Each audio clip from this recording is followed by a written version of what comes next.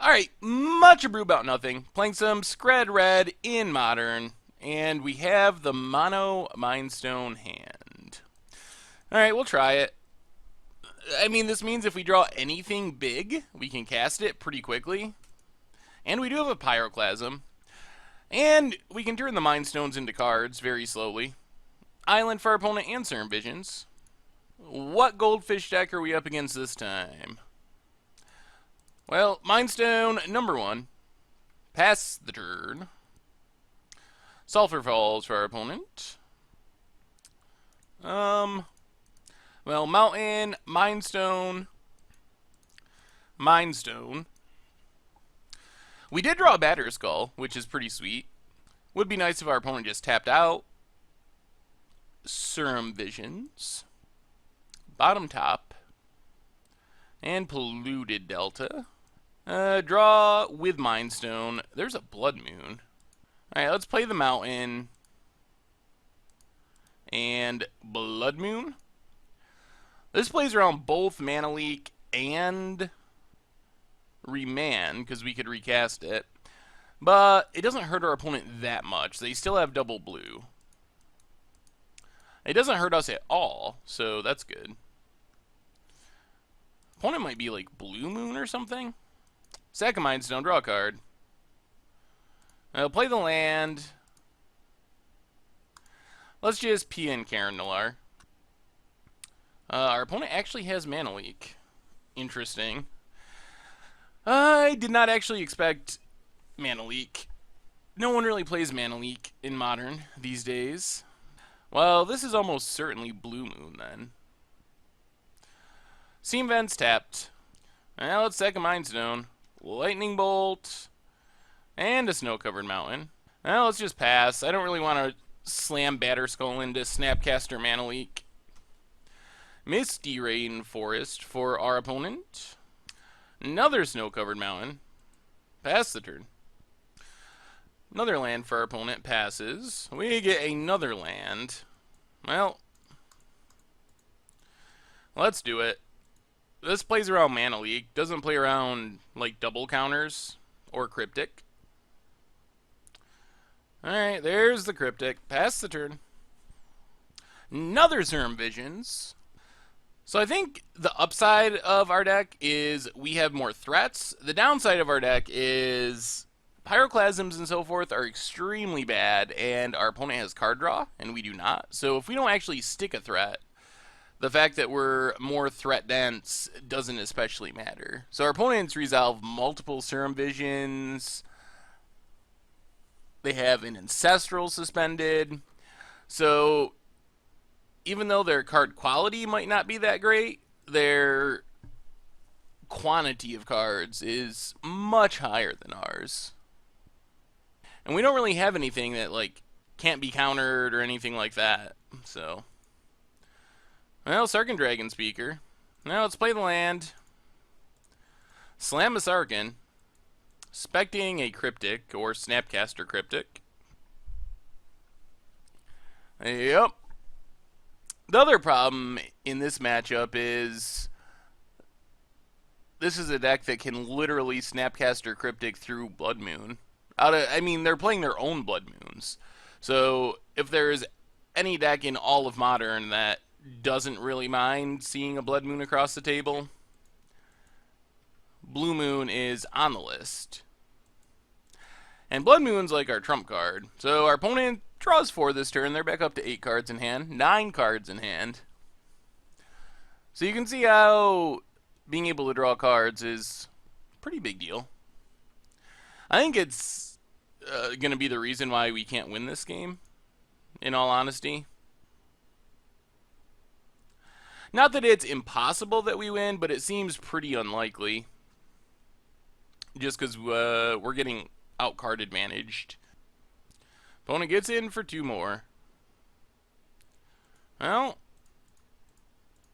let's try a P in Karen. So our opponent have more Cryptics. They remand. Wow! Alright, we actually resolved a threat. It happened. Alright, they kill our PN Karen. Opponent has their own PN Karen. Chandra would be maybe the best thing we could resolve. Opponent's going to go all pingy. The good news is we just get to Pyroclasm and wipe our opponent's board. We dropped to 14, but another land. Well, Pyroclasm. Opponent spell snares. Pyroclasm number 2. Okay. Well, I guess we passed the turn for now. Double spell snare. Jeez.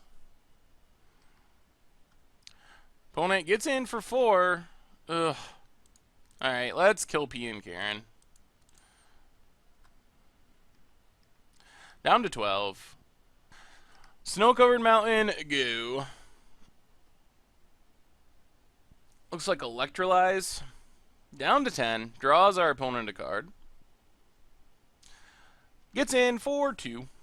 So we're getting to the point where we're going to be in danger of just getting burnt out. And drawing more Blood Moons doesn't do anything. They're pretty dead now. I think we're actually going to have to Skred a Snapcaster, which feels horrible. Dealing 12 damage to a Snapcaster. We need a Planeswalker. Well, technically, Koth is a Planeswalker. Did our opponent find a counter? Looks like they found a Cryptic. Indeed.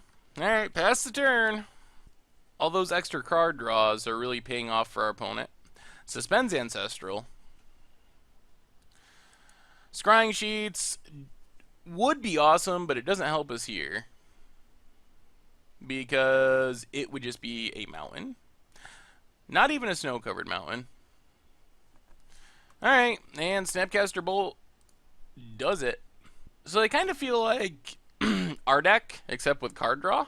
And I think I would normally want to be on the card draw side of this matchup, given the choice. Well, we get Dragon's Claws, Relic of Progenitus, Boil, Molten Rain, and Stone Rain. And we go down. I think we want to keep our big stuff. Our removal, like Skred, they do have some big threats that we will want to be able to kill. We might just go down Volcanic Fallouts. Pyroclasm is fine. Maybe Volcanic Fallout's just better. It's more mana. Roast does not seem great in this matchup. We'll go down some Pyroclasms, Volcanic Fallouts, and then the Blood Moons, which are super bad because our opponent also has them. So we know they're built for them. Do we need Vandal Blast to deal with Shackles? We do kind of want creatures to win the game, and Shackles can be good. But they don't have that many artifacts. It feels sort of bad just because of that. We could bring in another Volcanic Fallout. Alright, let's try it like that. Alright, we get to play first. Alright, we got some stuff to run into counterspells. I guess that's something. Thing is, our opponent also has their Blood Moon sided out now. There's Serum Visions. So we don't have those dead draws to help us, like we technically did in Game 1. We do have a Scrying Sheet, so we actually have one of our only uncounterable sources of card advantage, which is pretty sweet. I don't think it's possible our opponent left in Blood Moon. So Scrying Sheets, pay 1 in a snow, tap it, we get to look at the top of our library. If it's a snow card, we put it in our hand. So basically, as long as we keep activating it, it peels lands off the top of our deck. Go to. Alright, let's pass the turn. Right now, we're actually the one with the card advantage. So I don't know if we want to just slam things into our opponent's counters. And they're missing land drops. So we definitely don't want to turn on their remands and so forth. Another Skred. Oh, maybe they are not missing land drops. Alright, let's pass the turn. I think our opponent's thinking about bolting us. Wow. Alright. There's a bolt. There's a Snapcaster. There's a dead Snapcaster. And we get bolted again. So we're down to 14 with the bolt, snap, bolt. Opponent's playing end of our turn. Now they definitely are missing land drops. Are we? Sort of. Well, let's play Mind Stone. Get spell snared. And let's pass. So we're going to miss a land drop too. Another bolt. Down to 11. Misty Rainforest. Opponent cracks it. And Shackles. Well, let's Scrying Sheets. We're not doing very good at hitting lands. Let's pass. Double Shackles. Alright, Scrying Sheets is a nothing. Jeez, but we have a boil. If we can find a window to boil, that should win us the game. There's an Ancestral suspended. We're getting to the point, though, where we're going to have to start discarding, so we're going to have to start playing things. Alright, there's a land, finally. And another land. Actually, let's just pass and discard. There's another Snapcaster. Gonna flashback a bolt. Let's kill Snapcaster. If our opponent bolts,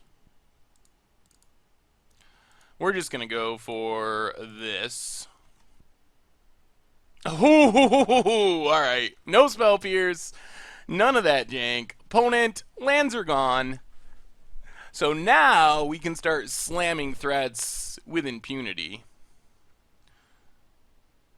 Which means Mountain, Godo, and our opponent scoops it up. Whoo! Alright, so Boil is our trump card. We found our path to victory. Find a window, resolve a Boil. Yeah, let's run it back. That seemed like a pretty good setup. This hand seems risky. Bolt isn't exciting, and only 2 lands means if we don't hit land drops, we never cast anything. I think we're going to mulligan. Well, this isn't much more exciting, but at least we get a Mind Stone. Probably get countered, but Serum Visions for our opponent. There's a Koth. Well, Snow-Covered Mountain, go. Sulphur Falls. Well, Snow-Covered Mountain and Mind Stone. There's a Spell Snare. Spell Snare is not that great against us, but our opponent has been leaving them in. Snow-Covered Mountain, go. The other scary thing is we can just get really far behind in mana.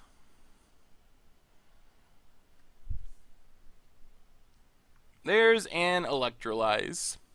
Although once we get to 4 mana, our opponent's going to be fearful of Boil, I suspect. Well, Stone Rain on Sulphur Falls. Bolts. Wow. Our opponent really doesn't have any counters. It's not that great because we missed our land drop. And we're still not drawing lands. We have all the removal in the world. Ancestral suspended. Well, there's Snow-Covered Mountain. Let's try Koth. Untap a mountain. Go beatdowns.